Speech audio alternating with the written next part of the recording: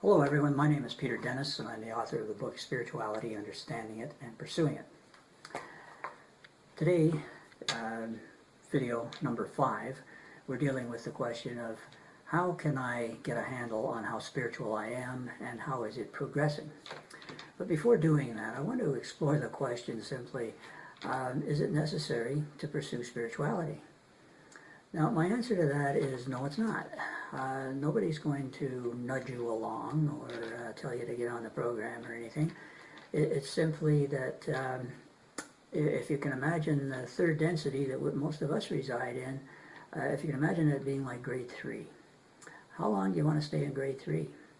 You know, once you learn arithmetic and simple addition and subtraction, you're going to get a little bored just repeating that lesson over and over again, and soon you're going to want to get into multiplication, division, and things beyond that. So we're wired basically to learn and to progress. And although somebody at a particular moment in time may decide they don't want to pursue spirituality, that's perfectly fine, but sooner or later they're going to want to. That's just the way we're wired. Now, to get a handle on how we're doing, I'd like you to just reflect back to video number 2, where we said everything is vibration. And when vibration is down or is fairly low, we have a state of density, solidity, physicality. When vibration is higher, all those things are lessened and softened, and we get more non-physical or the spiritual. So higher vibration is more spiritual, lower vibration is more physical. Now, there's several ways we can measure this vibration. Hospitals, for example, have instruments that measure the vibration of the heart, electrocardiogram, or the brain, the electroencephalograph. There isn't really a handy-dandy instrument that you can carry around with you that measures the vibration of the entire body. People have attempted this, and I spoke with one of them who said, yeah, it's very complex, and it involved, in his case, a number of computers, and to my knowledge, nobody has really built, say, a small machine that can measure the overall vibration of the body. They may exist, but for most of us, we can't afford them, and we don't have access to them.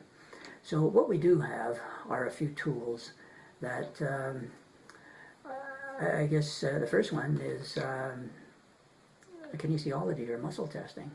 David Hawkins, in his book, Power versus Force, illustrates this very well, where he's done a lot of research, thousands of case studies, where using muscle testing, he's converged on an individual's vibratory rate as expressed in beats per second or hertz. Now, dowsing is surprisingly accurate in this regard too. You can take a pendulum and hold it over a chart, say something like this, and over time you will find that it gives a pretty accurate reading. Now, our vibration does oscillate. We go up and down over time, and so you won't get the same reading at any one or any 2 points in time, but overall, if we are advancing our spirituality, we will see the pendulum swinging more to the higher end of this. The other thing we have available are charts. And David Hawkins, in his book Power versus Force, from all his research, produced a chart that he refers to as a map of consciousness. And what he's done is had various descriptors of emotional state and behaviors and things that equate to small ranges of vibration, or again, hertz, beats per second.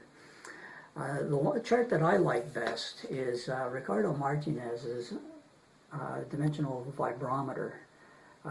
This also has the descriptors somewhat like Hawkins, but more of them, and he delineates very clearly, I think, the third density or the third level of consciousness, as well as the fourth and fifth, which are termed enlightenment and ascension.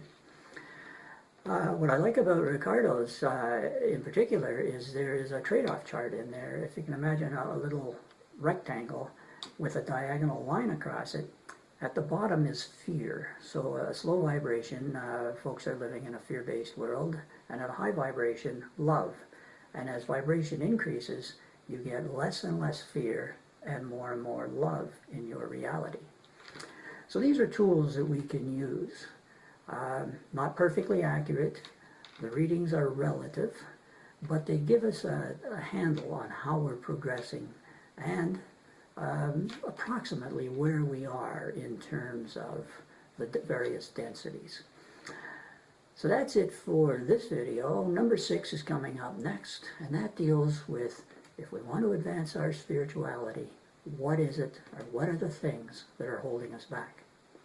So stay tuned. That'll be coming out in a couple of weeks, and I'll be talking to you then. Bye for now.